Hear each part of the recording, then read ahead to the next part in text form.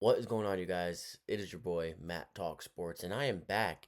And week 16 has pretty much just come to a conclusion, except for tomorrow. We have Colts versus 49ers, primetime Monday Night Football, Philip Rivers versus Brock Purdy. But hey, I am back recapping another full NFL slate with you guys nonetheless. So, if you made this far in the video and you want to hear my thoughts about the Bills and all these teams that got eliminated this week, stay tuned and like, comment, and subscribe right now at Matt Talk Sports on YouTube and follow me everywhere at Matt Talk Sports for more content like this. So let's get into it. We have a lot to talk about, a lot of news, a lot of teams eliminated or playoffs are out of their view for right now.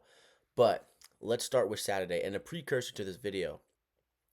There are some games that happened this week that I will talk about, but not a lot because these games don't matter.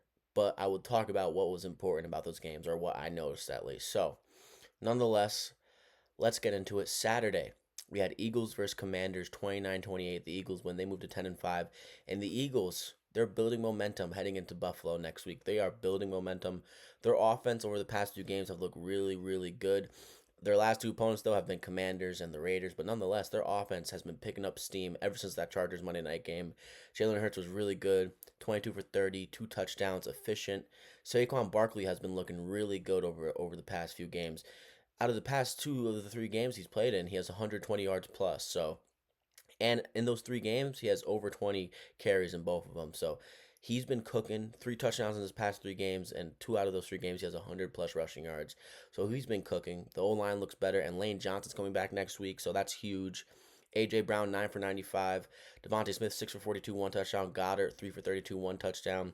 The Eagles are cooking, man. They are, and they handled business on Saturday, and they are building momentum. Like I said, people are kind of counting out the Eagles to win the Super Bowl, and honestly, I don't think this Eagles team is that great, but can't count them out because ultimately they have the experience in the playoffs, and ultimately, this is almost the same exact roster from last year that won the Super Bowl. So, hey, don't count them out yet, especially when they're building momentum like this, but hey, they did what they needed to do Saturday against a division opponent, a banged up division opponent, but nonetheless, they did what they needed to do. So, Eagles, they won 29-18 against the Commanders on Saturday. They moved to 10-5, and the Commanders, you're fighting for a draft pick at this point. You want a good draft pick.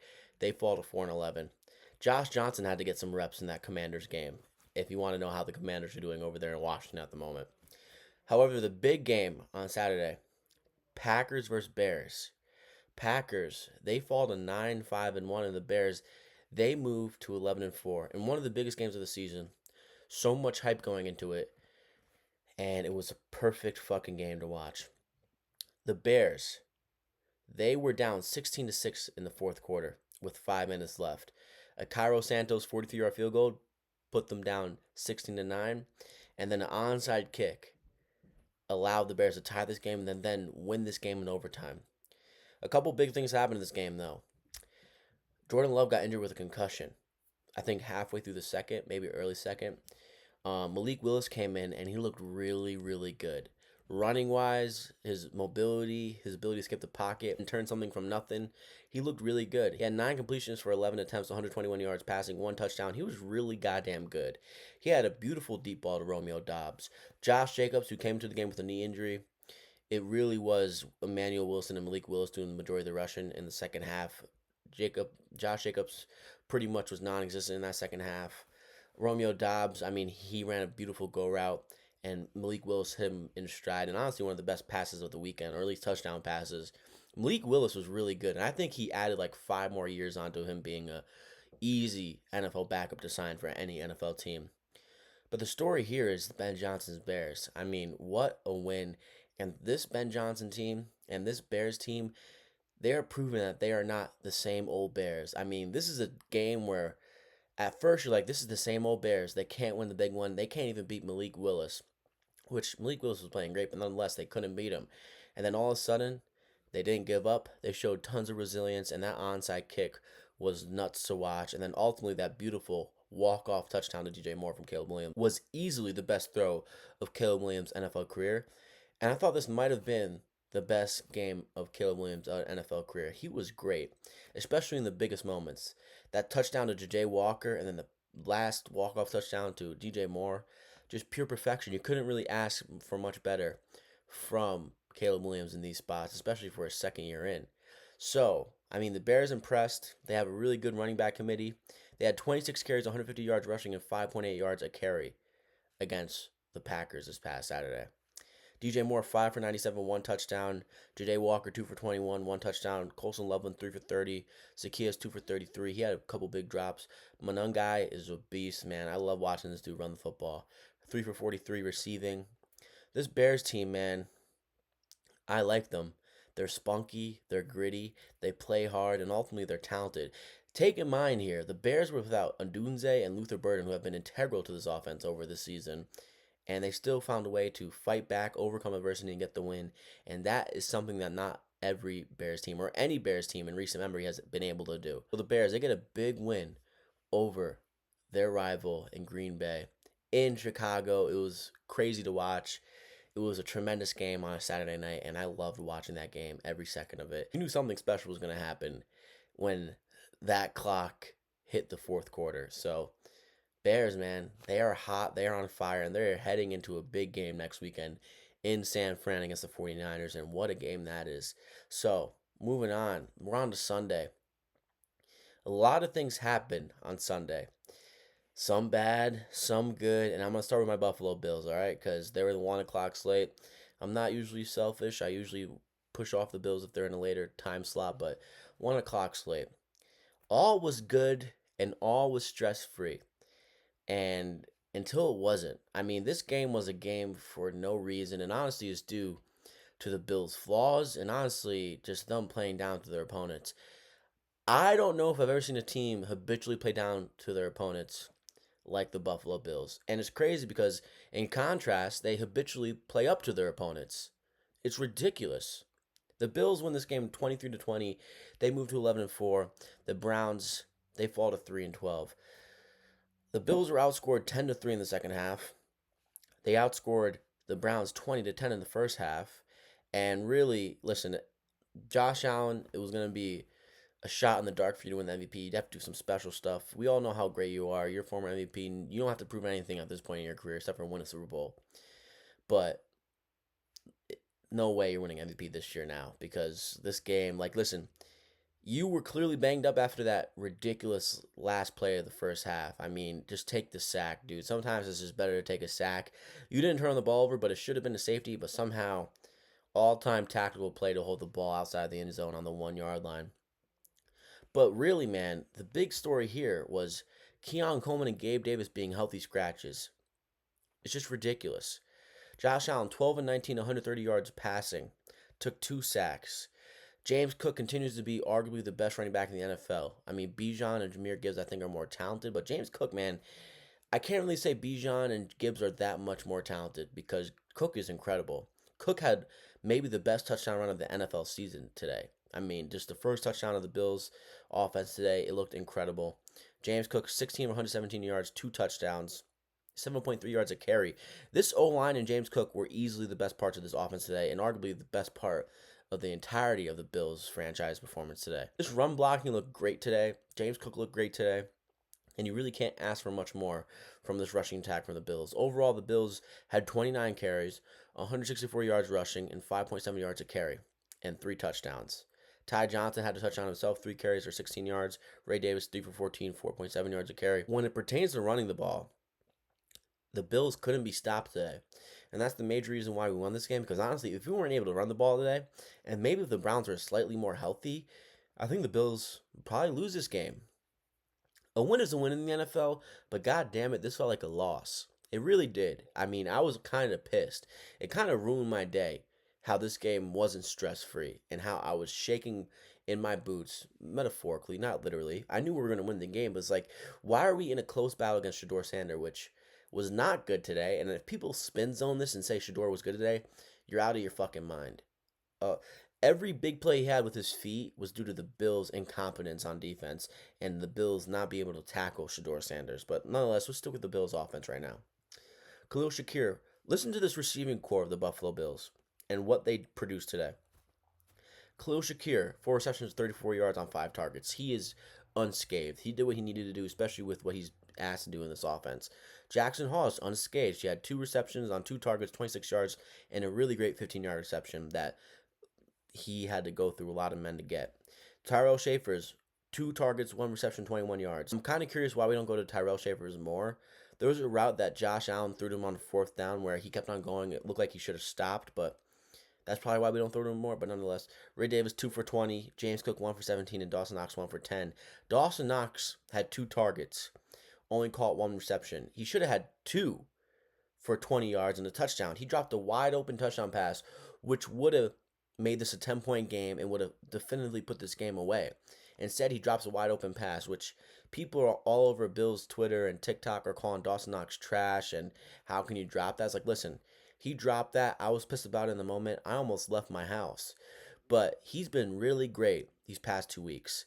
2 touchdowns last week and then 90 yards against the Bengals. So he gets off scot-free. But if we lost this game, it would have pissed me off. It really would have. And then Joshua Palmer, man, he's been injured this year, but I'm waiting for this dude. Like, he's supposed to be our receiver that beats man, and he can't. Or he's just not getting open, or this offense isn't scheming him open. I have no idea. I generally have no idea what's going on with Joshua Palmer and why we can't get him more acclimated. Because we brought him in for a reason. We paid him all that money for a reason. And it's just been underwhelming, in my opinion. It's been really underwhelming from Joshua Palmer this year. The best game he had all season was the Ravens game, where he had 61 yards on 5 receptions, but that's because we were down by 15 with 8 minutes left, so we had to throw the ball. And then Brandon Cooks, man. We brought this guy in just to drop passes. Brandon Cooks, in 3 games with the Buffalo Bills. You want to guess how many catches he has? 0. And he has 2 huge drops. He had a huge drop in this game, which was a dime by Josh. And then he had a huge drop in the Patriots game, which was the first drive of the Bills. And he dropped a wide open. So Brandon Cooks, why is Brandon Cooks not getting healthy scratched? And why is Gabe Davis getting healthy scratched? Doesn't make sense to me. And Dalton Kincaid, he is fighting for a contract extension. And I really don't think we should give him one.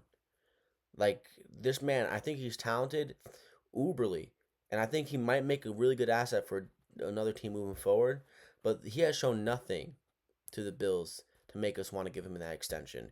Injury prone, and the inconsistency is ridiculous. Maybe he will benefit in the pass heavier offense, but man, you have Josh Allen at quarterback. You don't think he's dying to throw you the ball? Granted, we only threw the ball 19 times today, but 1 target.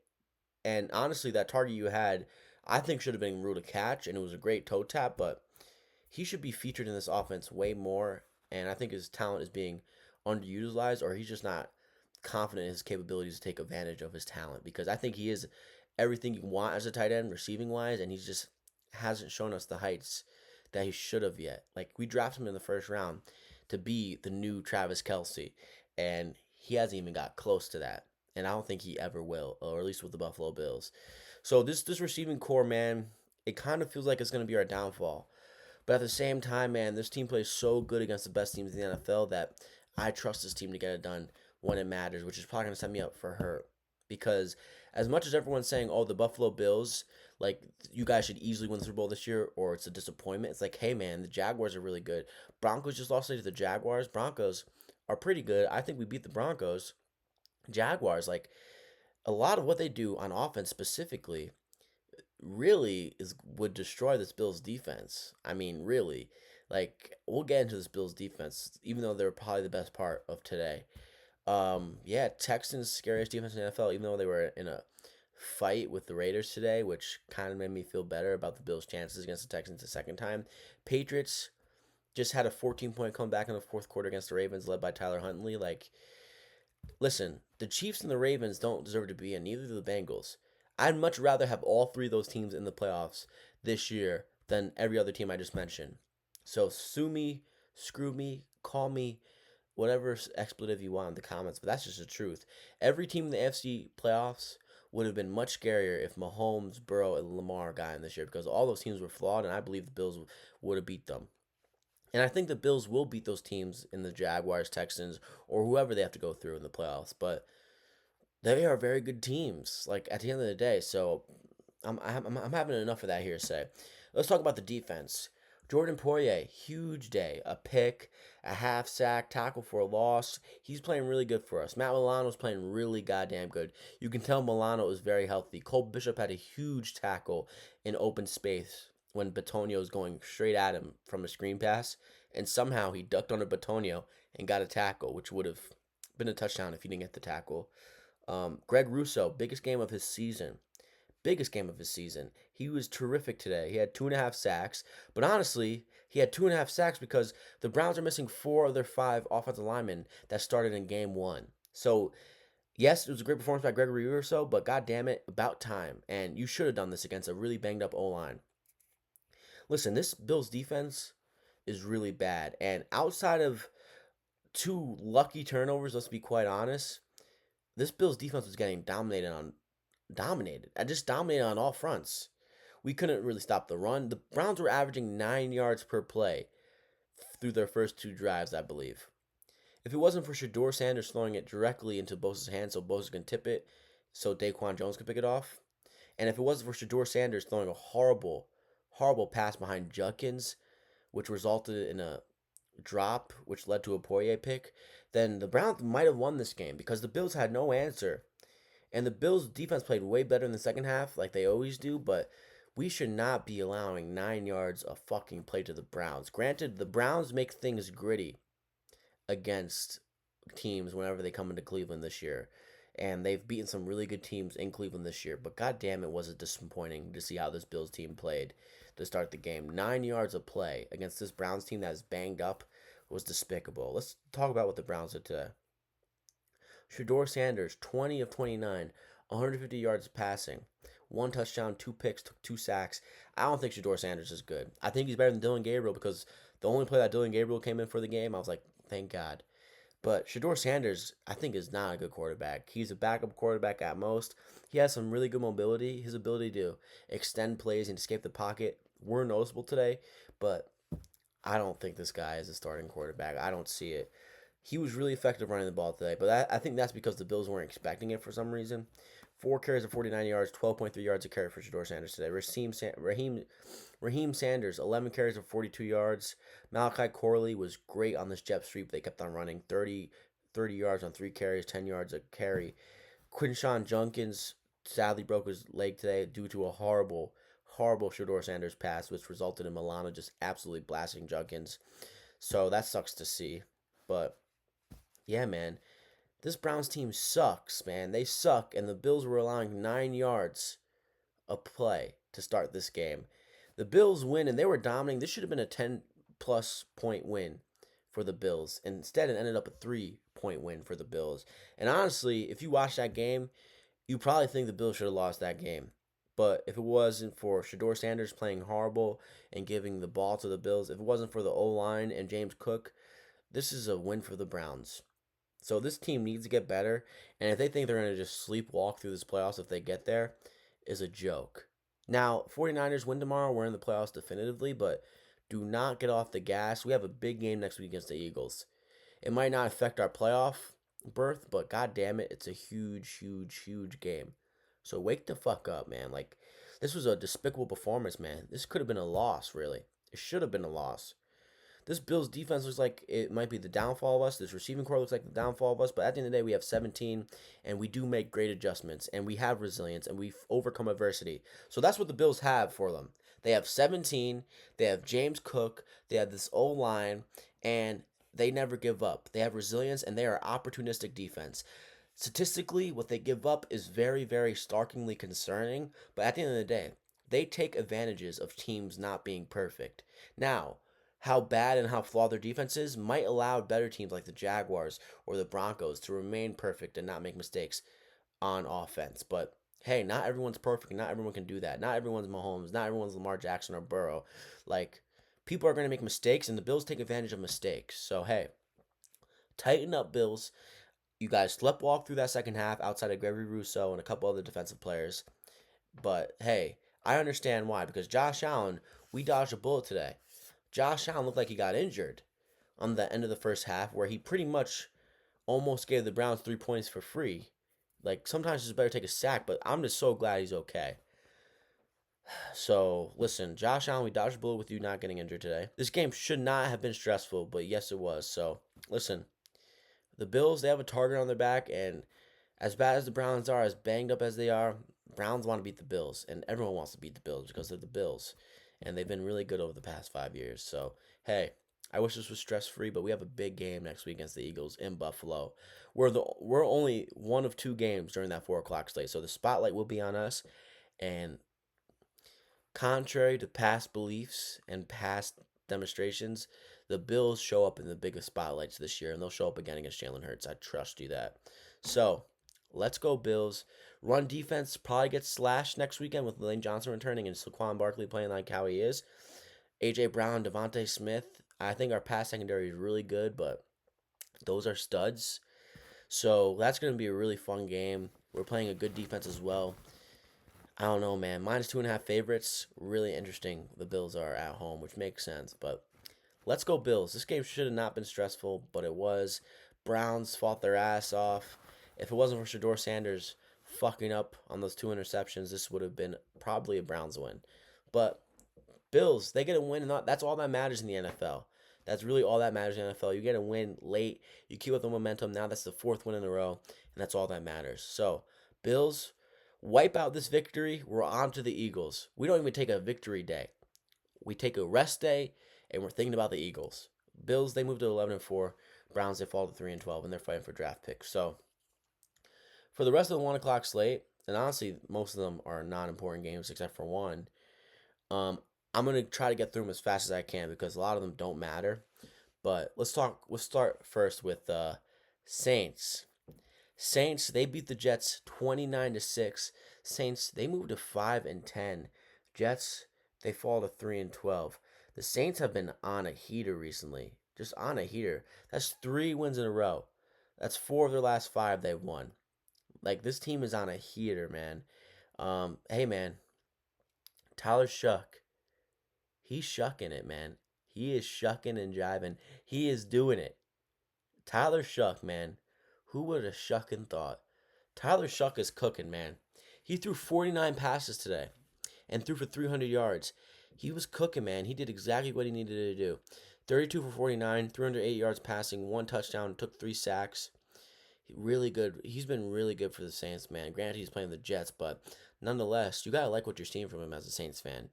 It's easily the best quarterback play you guys have had in some time. I feel like since Drew Brees and Derek Carr, I guess, for like a that 4 game stretch to start the year a couple years ago. Taysom Hill had a passing touchdown as well. 12 for 42. Chris Olave had a crazy game. I faced him in fantasy. He ended my season. 10 for 148 yards, 2 touchdowns. Juwan Johnson, 8 for 89.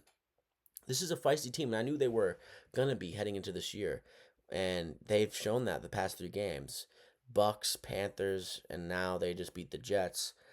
Brady cooked 22 for 35 an interception, and this Jets team just kind of got demolished today. They had really no luck doing anything.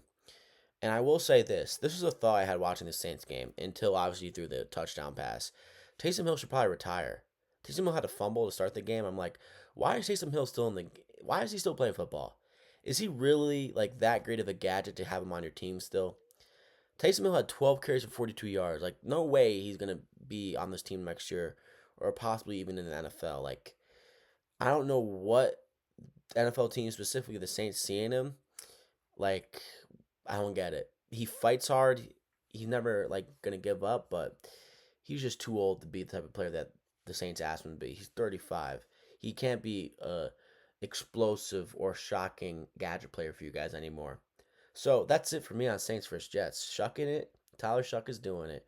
And Taysom Hill probably should retire after this year, even though he threw a passing touchdown today. But nonetheless, Saints, they moved to 5-10. They won 3 in a row, and they're carrying the momentum into next year. And the Saints, they fall to 3-12. And I'm curious if Aaron Glenn is there next year, which I think he should be, but conversation for another day. Chiefs, Mahomes' era for the time being. The Chiefs, they get dominated today. They fall to 6-9. They score 9 points. Titans, they beat the Chiefs 26-9, and the Titans, they move up to 3-12. And yeah, man, the first score of this game was a safety. That's how you knew the vibes were for this game. And not only did Pat Mahomes tear his ACL last week, Gardner Minshew tore his ACL this week for the Chiefs. So they had to play with their third string South Dakota State quarterback Oladokun, Chris Oladokun. I'm probably mispronouncing his name because honestly I didn't have the noise down for this game. Yeah, Oladokun. I'm mispronouncing it, but 11 for 16, 111 yards passing, took 4 sacks. This old line looked horrible today. Yet again, Isaiah Pacheco 8 for 34, 4.3 yards a carry. They couldn't run the ball at all. Overall, 15 carries for 51 yards, 3.4 yards a carry. The receiving core without Rasheed Rice today, Xavier Worthy 2 for 41, Isaiah Pacheco 6 for 41, Hollywood Brown 3 for 22, and Travis Kelsey 1 for 6. To me, it's pretty evident that this probably is Travis Kelsey's last year. This Chiefs team, man, like I said, coming to this game, this is why I picked the Titans to win. This team is not used to playing meaningless games. And quite honestly, down to the third string quarterback, even with Gardner Minshew, they would have lost this game. But banged up O line, Pat Mahomes was covering up a lot of this team's blemishes, and he was getting banged up due to that. But the Chiefs, they showed you why they are not going to be a factor heading down the line for the rest of the season. Like, they are giving up. They don't feel the need to try. They're thinking about Cancun, and I'm sure some of them are happy for the season to be ending soon because it's been a nightmare season for them. Cam Ward was terrific today. He had some unbelievable throws. I mean, this is why he was the number one pick. Some of the throws he made today. 21 to 28. He was doing everything to the Chiefs defense. 228 yards passing, 2 touchdowns, only took 2 sacks. Tony Pollard looking like Tony Dorsett again. 21 carries, 102 yards. Tajay Spears had a day. 13 carries, 52 yards, 1 touchdown. Overall, the Titans they ran for 40 yards. Overall, the Titans 40 carries, 164 yards rushing, 1 touchdown. And yeah, man, Dimitri DK and Chigo Khan will get on the board today for the Titans. So the Titans abuse and use this Chiefs team that is playing in a meaningless game, and the Chiefs, their history of the past half decade or plus, they're not going to try in a non-meaningless game, especially without Pat Mahomes. So Chiefs, they lose 9 to 26 to the Titans in Tennessee. They fall to 6 and 9, and the Titans they move to 3 and 12 in Cam Ward's most impressive outing yet as an NFL pro. Moving on, the Cowboys. After today's result, they are officially eliminated from the playoffs. The Chargers just abused and pulled away from this Cowboys team after a while. The Chargers, they beat the Cowboys 34 to 17. The Chargers, they moved to 11 and 4. Dallas, they fall to 6 8 and 1. And the Chargers are being a little bit slept on. I don't think this is a Super Bowl team though, but they are being slept on. Like, this is a good football team. They do a lot of things right, especially with how banged up they are on their own line. Justin Herbert, what a day. I mean, this defense of the Cowboys couldn't do anything against Herbert today with Travion Diggs back. Herbert today, get a load of this. 23 for 29, 300 yards passing, 10.3 yards a pass, 2 touchdowns, no sacks with this hard O-line, by the way. He was just near perfect today, almost perfect. Amari and Hampton, man, him being back is huge. He looked terrific today, and he's looked goddamn good since he's been back. 16 carries, 85 yards, 5.3 yards a carry, 1 touchdown. Herbert started using his legs today. A lot of rushing lanes open for him today. 8 for 42, 5.3 yards a carry. Overall, the Chargers ran for 33 carries, 152 yards, 4.6 yards a carry, and 2 touchdowns. Quentin Johnson had an unbelievable one-handed catch for a touchdown today. 4 receptions, 140 yards, 1 touchdown. Lab McConkey got in the end zone as well, 4 for 43, 1 touchdown. And the Chargers pretty much did whatever they wanted to this Cowboys defense. And yeah, man, this Cowboys defense was a no-show. And listen, the Chargers defense did exactly what they needed to do. Listen, if you look at the stats for the Cowboys, Dak was good today. Pickens was really good today. CeeDee Lamb did what he needed to do. But the Chargers got enough stops to limit the Cowboys' points today, and their offense of the Chargers couldn't be stopped. So this is a really great team performance by the Chargers overall. Dak Prescott, 23 for 30, 2 touchdowns, only took 1 sack. Javonte Williams, 9 for 34. The Cowboys couldn't run the ball at all today. George Pickens, after 2 games where he looked horrible and everyone's saying should he sign the contract or not, he had 7 receptions, 130 yards, 1 touchdown. Dominant from him today. CeeDee Lamb, 6 for 51. The Cowboys got dominated so bad today. 0 sacks today. This 0. This team had no Quentin Williams today, and it was obvious. And even with Quentin Williams, I don't think they would have gotten a sack. But nonetheless, this is embarrassing because the Chargers, they've went through the most starting lineups at the offensive line position in the entirety of the NFL. Like, they go through so many changes week by week because of the injuries to Slater and to Joe Alt and other guys. So This was an embarrassing outing by the defense of the Cowboys, and this was just very, very, very embarrassing by the Cowboys overall. They had to put Joe Milton in, and we had to watch him fumble. So the Chargers, they're humming, and they're probably one of the most underrated teams in the NFL. But nonetheless, I don't believe in them, and I don't think a lot of people do. And it's probably due to because of their injuries to Alt and Slater. Because if they had Alt and Slater, then I would actually think this is a very good team, considering their coach, considering their defense, and considering their quarterback, who does have a tumultuous history in the playoffs. But nonetheless, the Chargers 11-4. The AFC, people are shitting on the AFC. The AFC, the Super Bowl is coming out of the AFC this year. I'm hoping it's the Bills, but even if it isn't, it's coming out of the AFC this year. Trust me. Uh, Chargers, they win 34-17 in Dallas. Moving on, Vikings versus Giants. What a shit show this was. An absolute shit show. Jackson Dart was horrible today, but he's facing a great defense. I mean, just a great defense. Don't let the Vikings record fool you. This is a pretty goddamn good team. They're just a quarterback away. They just are. They're a quarterback away, and this is a very, very, very good team. Vikings, they beat the Giants in MetLife 16-13. They moved to 7-8, and the Giants, they fall to 2-13, and I'm sure Giants fans are rejoiceful about that. However, what they're not rejoiceful about is how horrible Jackson Dart was today. Listen, he's facing a really good defense. Here's Jackson Dart today. 7-13, 33 yards passing, 2.5 yards a pass, an interception. He'd had 5 sacks today. Wasn't able to get a touchdown. Really, really bad day from Jackson Dart, and easily the worst day of his NFL career, which is fine. He's a rookie. You're going to need days like this, but to watch him struggle as much as he did today was pretty shocking. But if you're a Giants fan, you want him to struggle right now, not later.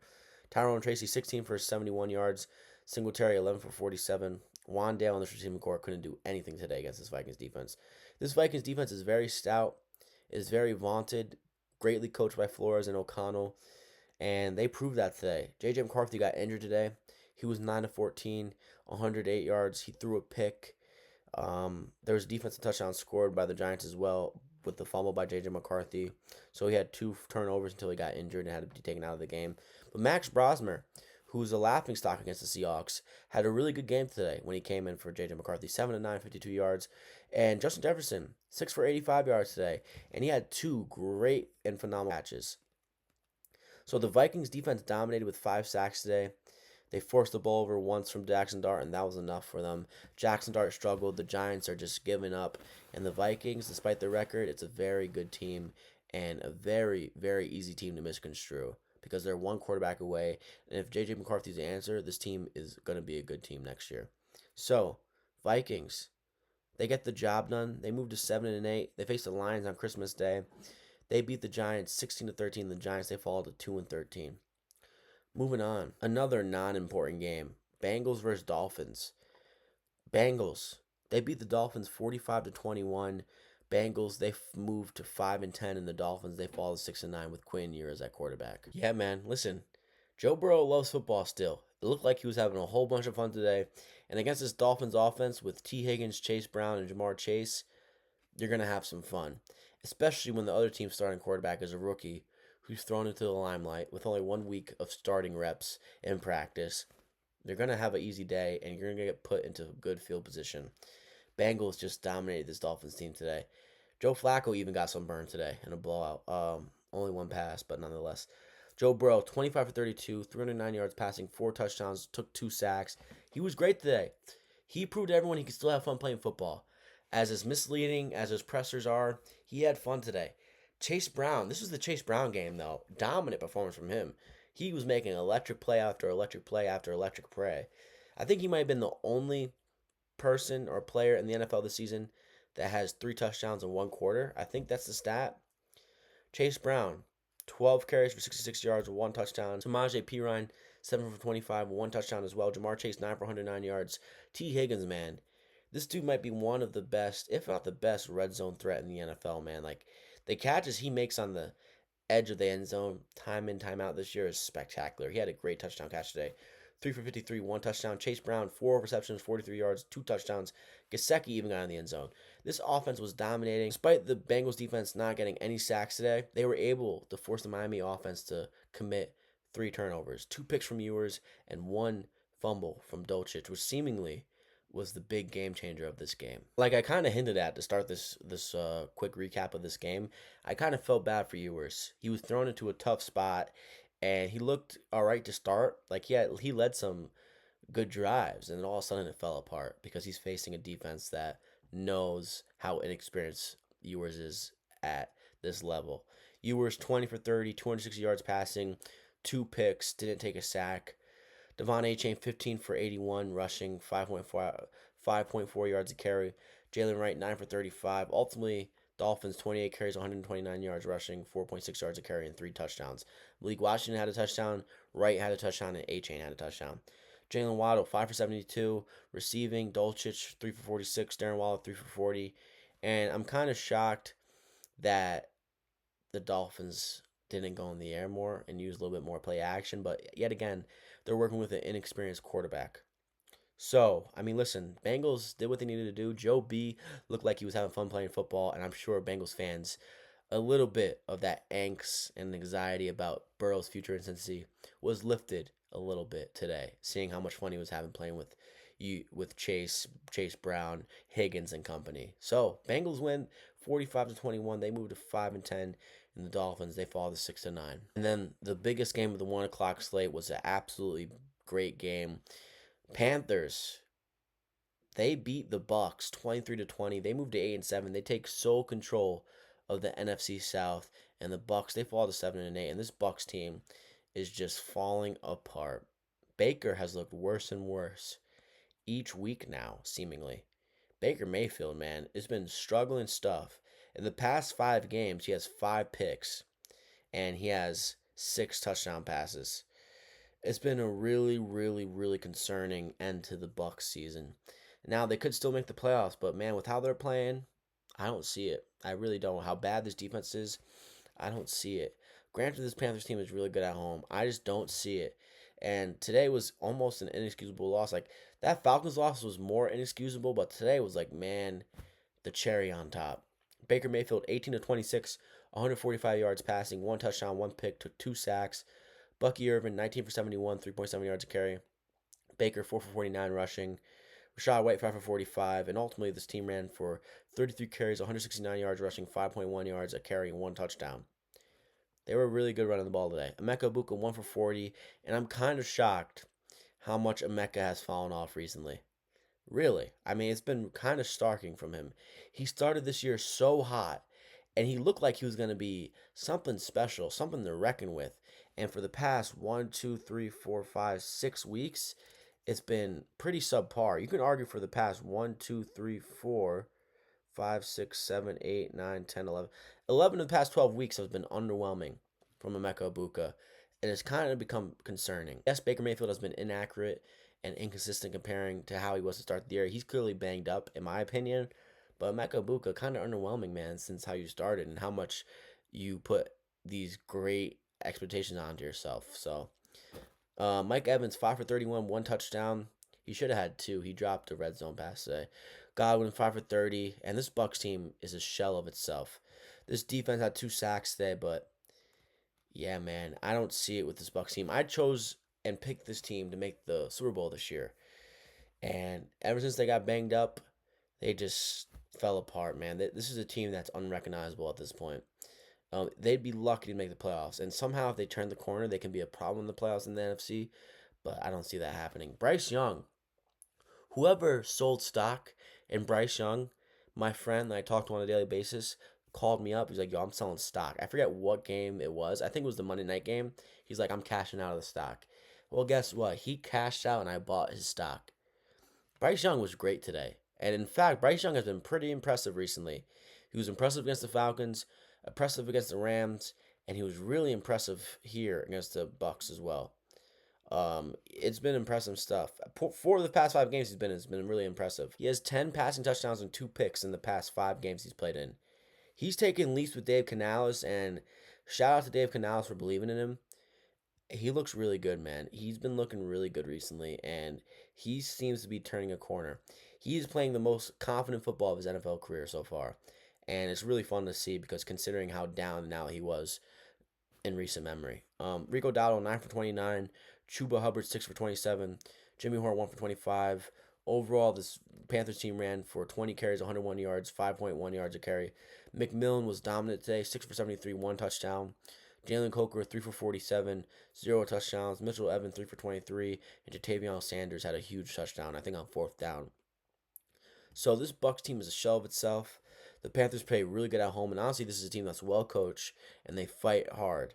Despite those two back-to-back losses to the Saints, this is a team that fights hard, and Baker Mayfield pretty much gift wrapped this game to the Panthers at the end of it. It was a clear miscommunication. I think Mike Evans, he was trying to throw the ball to, instead of running an out route, he ran an in route. Who knows who's in the wrong? Who knows who's in the right there? But at the end of the day, Baker, with how you've been playing recently, you're gonna catch flack for that. Um, so yeah, man, not great from Baker recently, and horrible outings from this Bucks team recently. You can be 8-7 right now. You were up 28-14 against the Falcons last week, with like 14 minutes left in the fourth quarter, and you somehow blew it. Shocking stuff from the Bucks. This is an unrecognizable team, and they lose today, and it should be surprising, but it's not. Panthers sole first place of the NFC South. They moved to 8-7, and the Bucks they fall to 7-8. This season for the Bucks is turning into a nightmare. Moving on to the 4 o'clock slate, some surprisingly close games here. Let's get the quick one out the way. That doesn't matter. Falcons, they beat the Arizona Cardinals in Arizona. They beat the Cardinals 26-19. Falcons, they moved to 6-9. Cardinals, they fall to 3-12. And yeah, man, listen, people shit on the Falcons with what they did in the draft, trading those picks. But man, James Pierce, man, is really good. This front they have is really, really goddamn good. I like Jalen Walker. I love James Pierce Jr. I love Brandon Dolores. I mean, this is a really goddamn good front seven. And if they can improve upon this offense, they can get a quarterback. Michael Penix isn't the answer. I know they drafted him high. They drafted him in the top 10, top 12. But this dude has too many injuries for him to be a franchise guy. They got to get a quarterback soon. If not this upcoming draft or in the offseason, it's got to be the next one. Because this front seven and this defense they have is going to be a very, very, very good defense in due time. And they need a good offense to back it up. Because Bijan's special. We all know how special is. Drake London is special. And Kyle Pitts, they re-sign him. There is some special stuff within him as well. The Falcons did what they needed to do today. They had a slow start, but ultimately their defense prevailed and their offense prevailed as well. Kirk Cousins, it's year 2025, but you are a pretty goddamn good backup quarterback. 21 for 35, 197 yards passing, 2 touchdowns, 1 pick. Algier and Bijan Robinson were running all over the place against this Cardinals defense. Both had 16 carries and both had 75 yards plus. Bijan, man, 7 for 92 receiving, 1 touchdown. Bijan's just unreal. There was this one scoring drive for the Falcons where it was just all him, and he capped off with a touchdown. Beautiful stuff. Kyle Pitts has been hot, man. 4 touchdowns in the past 2 weeks. And honestly, in the past 4 weeks since Kirk Cousins has been a starting quarterback, he has 82 yards receiving, 90 yards receiving, 166 yards receiving, and 57 yards receiving. That's a whole bunch of yards in 4 weeks. And then he has 4 touchdowns. And he's getting 9 plus targets in 4 of those games. So Kyle Pitts, man, Renaissance, finally showing us your true ability, why you drafted so high. Good for Kyle Pitts. Falcons cooked on all fronts today. And really, this Cardinals team is banged up defensively, offensively. Marvin Harris Jr., first game back in a while from that heel injury. And it's just been underwhelming from him as well. Michael Wilson is clearly the best wide receiver on this team, outside of Trey McBride, but he's a tight end. Jacoby Brissett, I like him. Pretty goddamn good backup. But we all know he's not really a starter, and not for this long as he's been starting. 16 for 31, 1 touchdown, 1 pick. The Cardinals averaged 5.7 yards a rush today with DeMarcado, Kiner, and Carter. But yeah, man, this Falcons defense stepped up. The Falcons offense stepped up, and the Cardinals are who they are in Week 16. Falcons, they moved to 6-9, and the Cardinals, they fall to 3-12. Moving on to the next game. This game was supposed to be very one-sided. Instead, the Raiders fought. They fought hard as shit today. Texans, they moved to 10-5. They beat the Raiders 23-21. The Raiders, they fall to 2-13. This game started off with Derek Stingley pick 6, and you're like, all right, this game's going to be a rout. And honestly, if that pick 6 didn't happen due to that horrible Geno Smith throw, I think the Raiders might have won this game. Ashton Genty, everyone who's saying he's a bust and he's not a good football player, overrated, overhyped, dude, the only reason why he's not doing better than he is this season is because of how bad this O-line is. But guess what?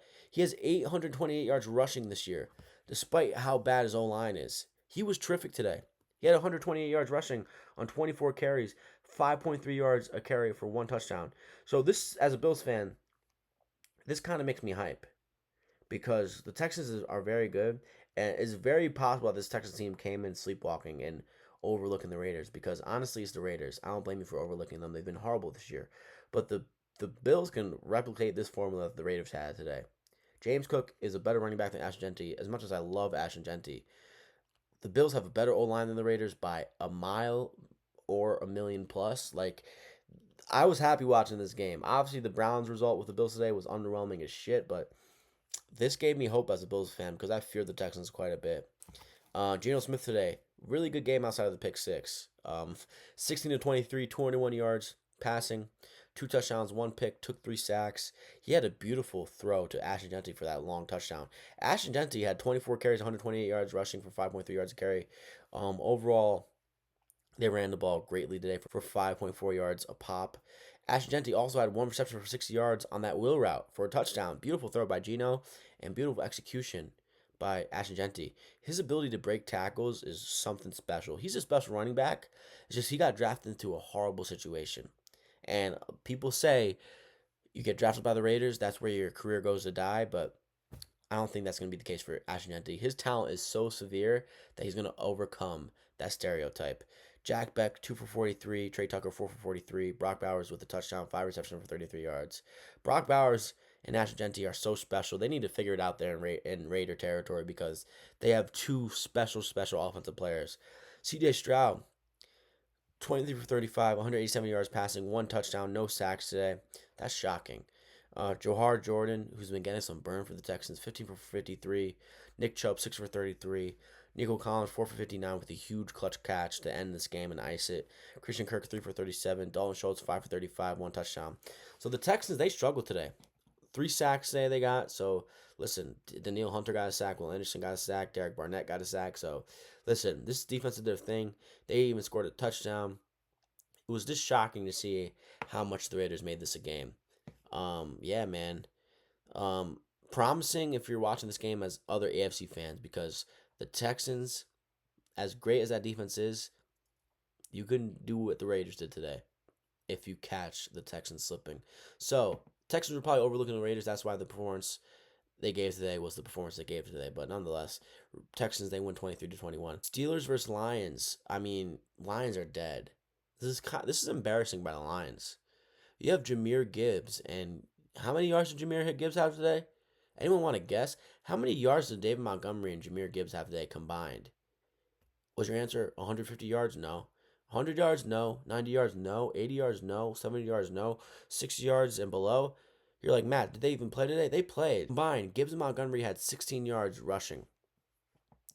The Lions threw 54 times today. I am baffled by the Lions' game plan today. Granted, Goff was good today. Legitimately good today. 3 touchdowns, 360 yards plus. He was good today. But why not run the ball more? Especially when you've seen how you can exploit the Steelers' defense when it pertains to running the ball. Especially with the talent you have. Granted, this Steelers' run defense looked really, really, really good today. But, dude, I'm sorry. Gibbs and Montgomery deserve more than 11 touches each running the ball. I thought that was inexplicable and horrible and unrecognizable play calling from Dan Campbell and company. Jameson Williams, 5 for 70 yards. Jahmyr Gibbs, 10 for 66, one touchdown receiving. Khalif Raymond, 4 for 62, one touchdown. Isaac Tesla, all this dude does is make tough catches for touchdowns. 4 for 52, one touchdown. Just really great stuff from Isaac Tesla. And this Lions defense, outside of Aiden Hutchinson, just an abysmal defense due to all the injuries they have. Steelers, man. Aaron Rodgers continues to haunt the NFC North, even though he's not in it. He's actually in the AFC North. And, yeah, he did what he needed to do today. 27 for 41, 266 yards passing, one touchdown, only took 2 sacks. Jalen Warren destroyed this Lions defense running the ball. 14 for 443 yards running, 10.2 yards a carry. Him and Kenneth Gainwell are actually a really good two-piece in the backfield for the Steelers. 9 for 50, 5.6 yards a carry. John Smith, 2 for 28, 14 yards a carry. For some reason, John Smith is running the ball for the Steelers. I don't know what or why, but it's working. Kenneth Gainwell, not only is this guy a pretty good running back, he's one of the best receiving backs in the NFL. He left Philly and The Steelers drafted Caleb Johnson from the Iowa Hawkeyes in college football, and they've been having to make him a healthy scratch due to how good Kenneth Gainwell's been. 5 for 78 yards, 1 touchdown. Adam Thielen, 4 for 49. DK Metcalf, 4 for 42. Darnell Washington was pretty big in spots despite the fumble loss, 3 for 36. Listen, man, ever since that Bills loss, the Steelers have been really, really good. They beat the Ravens, the Dolphins, and now they just beat the Lions. Now, granted, the Ravens are not good, the Dolphins aren't good, and the Lions might not be good either. Nonetheless, the Steelers have won 4 of their last 6, and they probably should have beat the Bears. But, hey, man, Steelers, ever since the Bills embarrassed them in Acrisure, they've been a better football team than they were. I don't believe in them still. I think they're still a first round exit, but impressive stuff. Because Mike Tomlin, I was being one of the people saying, "Hey, Mike Tomlin, it's time to go. Your time is done here in Pittsburgh." But he's turned it around, and shout out to him for getting these boys fired up. The Steelers are now 9-6. They've been humming. There's been some interesting play calling stuff from Arthur Smith. And yeah, what a shocking result today. The Lions were embarrassing. 11 carries from Gibbs and Montgomery combined. Goff threw the ball 54 times. Inexcusable to me. Inexcusable. Gibbs and Montgomery warrant more than 11 carries in the whole football game. Especially Gibbs. He needs more than 7 carries. I don't care how hard it is for him running the ball in this game. Like, you need to get him in rhythm fast. So, yeah. Lions embarrassed themselves. They can still make the playoffs, but they need the Packers to lose out. Steelers, they moved to 9-6, and the Lions, they fall to 8-7. The biggest game of the 4 o'clock slate, Jaguars. They go into Mile High, like I predicted, and they beat the Broncos 34-20. Now, I predicted this Jaguars team to go 11-6.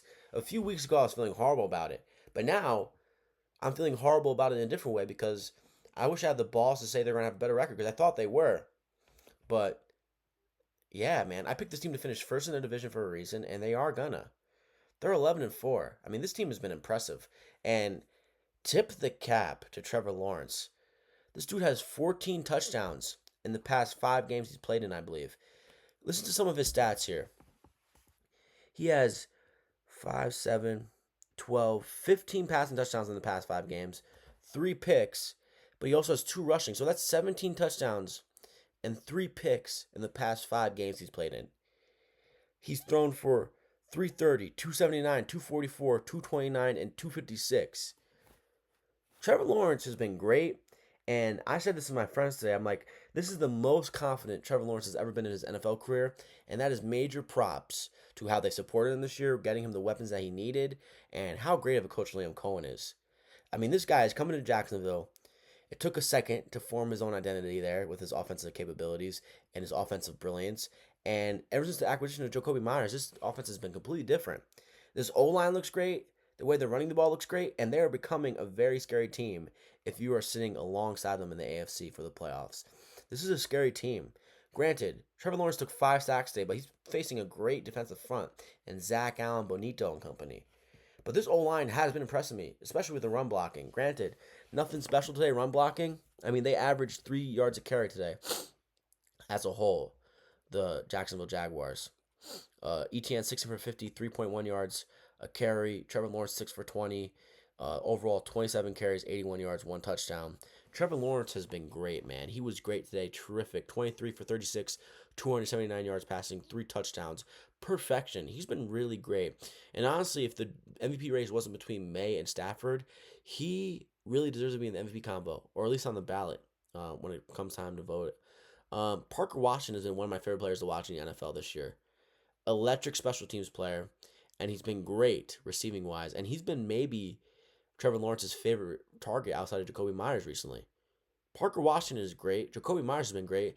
And they've been so great that you kind of forget they have Brian Thomas Jr., who had an exceptional rookie season. Parker Washington today, 6 receptions, 145 yards, receiving 1 touchdown, averaged 24 yards a catch. He was abusing Riley Moss today. I mean, this dude was terrific today. Easily one of the best performances of Week 16, and maybe the best outside of Trevor Lawrence, his own quarterback. Trevor Lawrence not only looks confident, he looks composed. He looks like a completely different player.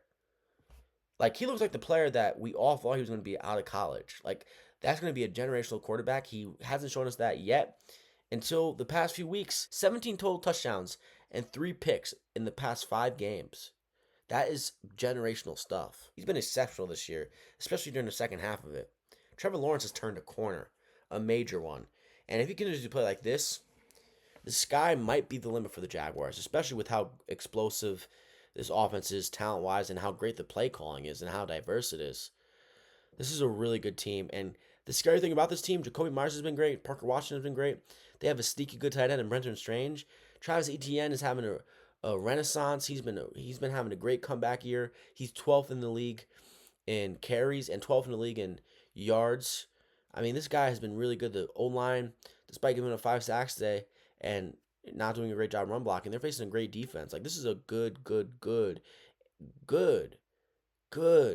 fucking unit, man. And their defense is way, way, way better than last year, the Jaguars. They forced a lot of turnovers, and they have a pretty goddamn good pass rush. Granted, it's one of the weakest in the league, but still a very good pass rush. A good enough one. So this is a team to reckon with. And going into Mile High, as much as I don't believe in the Broncos, and doing what they did, winning by 14 plus, is impressive. And Bo Nix, who had some good passes today, Bo Nix, who was great the past few weeks, did not look great today. Bo Nix, 28 for 47, 352 yards passing, 1 touchdown, 1 pick, and took 1 sack. R.J. Harvey, 7 carries, 50 yards, 1 touchdown rushing. Jaleel McLaughlin, 5 for 37, no touchdowns. Overall, the Broncos ran for 5.9 yards a carry, 17 carries, 101 yards rushing. Cortland Sutton, one of the most underrated players in the NFL, 6 for 86. R.J. Harvey, 4 for 71. Troy Franklin, who I wish was a Buffalo Bill, 4 for 66. Pat Bryant, 5 for 42. And a lot of that came from garbage time because Jaguars had a 14-point lead and the Broncos needed to find a way to come back, and they couldn't. I'm impressed by the Jaguars team. And as a Buffalo Bills fan, I'm scared of the Texans, and I'm believing I'm scared of the Jaguars. Like, I'm not scared. I think we could beat them, but the Texans, I fear their defense. But I ultimately think their offense isn't scary enough to the point where I think the Bills will beat them solely because I think that Texans' offense isn't good enough to help their defense out when it comes to playoff time. And the Jaguars' defense isn't good, but they're opportunistic. They take advantage of mistakes, and then their offense is really good. And not only is their offense really good, they have a great head coach, and they have great offensive play calling. And Trevor Lawrence is playing the best football of his career outside of college. Easily the best stretch of his career and the most confident. So I can't give enough praise to Trevor Lawrence for battling adversity and forming into a confident quarterback that we all hoped he would. And Liam Cohen is soulfully to thank for that. Duval. I wish you guys were in the NFC so I can root for you guys, but you're in the AFC. So listen, Mile High win, 14 plus points in altitude, away, coming from Florida, 4 o'clock slate. What a win for the Jaguars. One of the most impressive wins of the year. Jaguars, they moved 11-4. They have firm first place of the AFC South. And yeah, can they bring it into next week against the Colts, or is that a trap game? So, Broncos, they fall to 12-3. They have the Chiefs and the Chargers on the horizon. I'm curious who's going to be the 1 seed in the AFC. Moving on to the final game of the Sunday slate. Ravens versus the Patriots, and Ravens pretty much are out of the playoffs now. And I'm curious what happened to Lamar's back or ribs this game where he couldn't continue. Were they broken ribs? What happened to your back that you weren't able to play? Listen, you're an NFL player, so I'm not going to ever questioning you taking yourself out of the game and obviously you not being cleared to go back in the game, but like, what happened here? Like, I saw the knee to the back, and he clearly was hurt. So I'm just curious what happened there. Like, I want to know what exactly happened to Lamar. There's a lot of questionable coaching here, but nonetheless, the Patriots beat the Ravens in Baltimore 28-24. The Patriots, they moved to 12-3. Ravens, they fall to 7-8. And the Ravens were up 24-13 in the fourth quarter. And last week, the Patriots were up 21-0 to the Bills at home. They blew that. And this week, they bounced back with a comeback victory. How awesome is that? Listen, I'm a Bills fan. Of course, through and through, never will not be. There's no team I'd rather love or hate more than the Buffalo Bills. This was impressive to see from the Patriots. Granted, they're facing Tyler Huntley in the second half of this game. But still impressive, man. This team didn't give up. And Drake May had his first 300-yard game. But here's an interesting stat. Very interesting stat that is an indictment on John Harbaugh. The Ravens have lost 11 games when leading by 7 plus points in the fourth quarter since 2021. That is a John Harbaugh stat. And that is an indictment on John Harbaugh. Was this the last season we see John Harbaugh in Baltimore? I am interested. And I'm interested to see how injured Lamar is. Was that a season-ending injury? If not, why wasn't he back in the game? Why wasn't he cleared? I'm confused. The Patriots somehow overcame one of the worst fake punts I've ever seen and one of the most insane fake punts I've ever seen since the Bills in that playoff game against the Chiefs. I was baffled by that decision. And I'm surprised that didn't blow up in their face more. Drake made it a first 300 passing. Drake made it a first 300 plus yard passing game of his career. Drake made 31 for 44, 381 yards passing, 2 touchdowns, 1 pick, only took 3 sacks. And listen, I'm a Bills fan, but I love watching Drake May throw the football and just be a quarterback. This dude has it. He's got it. He's got it. And I love watching him play. Like, I was rooting for the Ravens today, but I was watching Drake May. I'm like, dude, this guy is good, and I love watching him play. So, Patriots fans, take my kindness and savor it. My kindness isn't a weakness. I just respect good football, and Drake May is a goddamn good football player. And as much as I want to come on here and be like, the Patriots aren't good, I don't believe in them, which I don't believe in them. But they are a good team. They're well coached. And today, they did something that a lot of teams wouldn't do. They overcame adversity. And despite them playing Tyler Huntley, which I think is notable here, they overcame adversity. They were down 24-13 in the second half with, I think, 13 minutes left, and they won the game. So that is a huge, huge, huge step in the right direction for the Patriots, especially what they did last week. Ramondre Stevenson, 8 for 51, 1 touchdown. Travion Henderson had 5 carries in this game, then he went out with a concussion. That is big.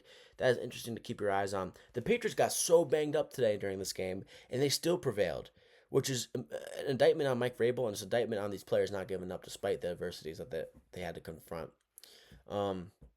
Stephon Diggs, after struggling mightily since the first Bills game and since that one Jets game, he had 138 yards receiving today.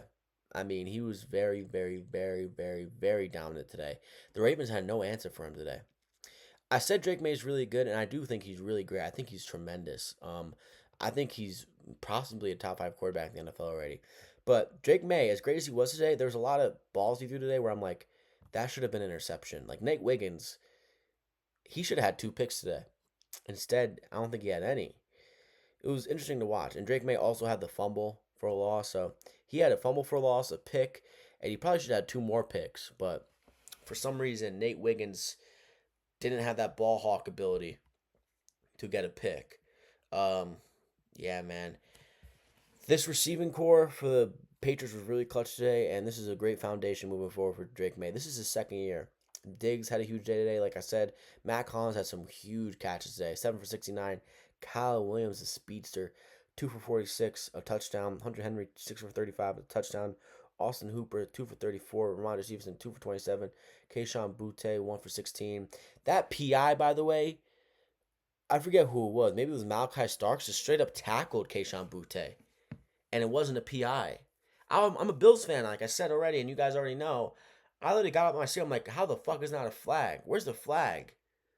I got angry. I'm like, if this was the Bills, I think I might go violent. I might turn into a fucking different person if that was me or my team. I couldn't imagine how Bills fans or Patriots fans were reacting in that moment. So the Patriots showed a lot today. Listen, this is not a great football team. It's a good football team. They are a year ahead of schedule, but this was a step in the right direction for your quarterback and for your team as a whole moving forward. Overcoming adversity, overcoming injuries, and after blowing a lead last week of 21 points, you were down 24-13 in this game in the fourth quarter with 13 minutes left, and you somehow came back and won the game. So respect. I'll give respect where respect's due. What a performance by the Patriots. Now, Ravens. Patriots came back. You had Tyler Huntley in, and now this is a bigger problem with Lamar. Like, Lamar is good, and he looked really good to start this game. It's just a shame. Like, I'm very curious how injured he was. I'm recording this video at 12:45 Eastern, so I'm not too sure if that report came out yet, but man, it was disappointing to see Lamar leave this game. And yes, it might have been warranted and needed, but at the same time, it's like, man, this is becoming a problem for Lamar. What is this, like his 12th injury of the year? Lamar 7 to 10, 101 yards, 10 yards per pass. Tyler Huntley 9 for 10, 65 yards, 6.5 yards a pass. Derrick Henry, man. In the moment, I was telling my dad, I'm like, man, they're probably resting him. Like, they're thinking about the playoffs already, and it was a big part of the game. I think it was the third to last drive of the game for the Ravens, and Henry wasn't in for the whole drive. It was a three and out, and at the end of it, I'm like, man, what the fuck are they doing? I was thinking to myself, and I'm sure everyone was. Chris Collinsworth was thinking that to himself. It was really bizarre because Derrick Henry was great today. 18 for 128 yards, 7.1 yards a carry, 2 touchdowns. One carry, 18 yards for Zay Flowers, 9 for 13 for Keaton Mitchell. Like, why was Keaton Mitchell and Ali getting some of these snaps? Really a bad indictment on John Harbaugh as a head coach, a horrible indictment for the OC today for the Ravens, and really a poor coaching display for the Ravens today. They got discombobulated after Huntley got in this game and after he was able to somehow get this team into a 24-13 lead. This team discombobulated in the fourth quarter, which they kind of do under this Harbaugh regime, like I just said earlier in this video. So that was bizarre. Zay Flowers, too, man. He was dominant today, and then he fumbles. Derrick Henry had a fumble today, which took points off the board, at least three. And Zay Flowers fumbles in the biggest moments of his football career, at least in the NFL. This guy has some really bad, big time fumbles, and today was another example. You have 3 timeouts, I believe, and you have the ball back, and after the Patriots took a 28-24 lead, and you fumble the ball. Really starking stuff from Zay Flowers and this team overall in the fourth quarter. This defense was doing enough for you guys through 4 quarters, through 13 minutes left in the fourth quarter, and you couldn't help them out. The Ravens were so tired on defense, and that's when I knew the Patriots were going to win this game. Like, the Ravens are super tired on defense, and the Ravens offense is going 3 and out, and the Patriots are going to exploit that tired defense, and that's what they did. Yeah, man, this was a disappointing performance all around. Roquan Smith, number 0, former Bears player, now a Raven. What? I think this guy is done. This guy looks washed at 28. Um, yeah, man, I don't think this guy is going to be in the league much longer. Very, very disappointing performance from him. This Ravens defense has been playing better recently, but this is still not a good defense, and that was proven today in the Patriots' comeback victory. So Drake May and the Patriots, after blowing a 21-0 lead last week against Josh Allen, they overcome a 11-point deficit with 14 minutes left in the fourth quarter against the Tyler Huntley-led Ravens. So shout out to the Patriots. They could have easily took that Bills loss and deteriorated after it, which it looked like they were. But instead, they overcame adversity, and I'm sure Patriots fans are buzzing. I'm sure Patriots fans are feeling much, much, much better about this team at the conclusion of it than they did with 13 minutes left in the fourth quarter. And who wouldn't? Patriots, impressive. And they're probably going to win the AFC East now. So they have the Jets and the Dolphins remaining. There's no way they lose 2 of those games. No way they lose out. If the Patriots somehow lose out to the Jets and the Dolphins, then God is on the Buffalo Bills side. But honestly, Bills, it's our time to hit the road. Battle adversity is what we've done all year. Resiliency is what we showed all year, and we're going to have to show that on the road throughout the entirety of this playoffs. So, let's go. That is it for my Week 16 recap. Tomorrow we have 49ers versus the Colts. And I think the 49ers win, and the 49ers win. The Bills are officially in the playoffs. So that's what I'm rooting for now. As much as I want to see Phil Rivers get the victory, it's just like, hey, man, like 49ers are just a better team, and Phil Rivers is how old again? So let's go, man. That's it for Week 16. Bills, they squeak out and survive in Cleveland, and a lot of other big results happen. Hopefully you like hearing me talk about it. It was an eventful sports weekend, and we have an eventful sports weekend coming up this goddamn week. We have NBA basketball on Christmas. We have a horrible slate of NFL football on Christmas. We have college football bowl games. We have football on Saturday with the NFL and college football. And then we have Eagles versus Bills and other games on Sunday. And then we have a Monday Night Football game. So we are being blessed during this holiday break and this holiday week/weekend. So strap in. If you made this far in the video, leave a like, comment, and subscribe right now. Share this video if you know the people who love the NFL and want to hear new people talk about it. And yeah, it's your boy, Matt Talk Sports. Thank you for sticking by and watching this video with me. 16 weeks of it. It's my first NFL year covering the NFL through content. I'm gonna get better. Hopefully, I've been getting better. Hopefully, you guys, if you've been watching, have noticed that I've been getting better. And hey, it's your boy Matt Talk Sports, and I will see you Thursday night or Friday morning, Friday afternoon, whatever you want to call it. Because guess what? It's gonna be Christmas on Thursday. I'm gonna recap the Christmas games, and I'm also gonna record a video Thursday night during Christmas because there's no place I'd rather be than right here, right now, recording myself talking to almost nobody through a computer screen. Now, anyway, listen, when you have 33 subscribers, you gotta treat it like you have a million subscribers. And hey, anyone who's habitually returning this video, if you're watching this video for the first time, I appreciate you more than you know. So hey, it's your boy Matt Talk Sports. Hopefully you had fun. Watch me recap week 16, and I will see you Friday morning, Friday afternoon. I'll catch you on the flip side.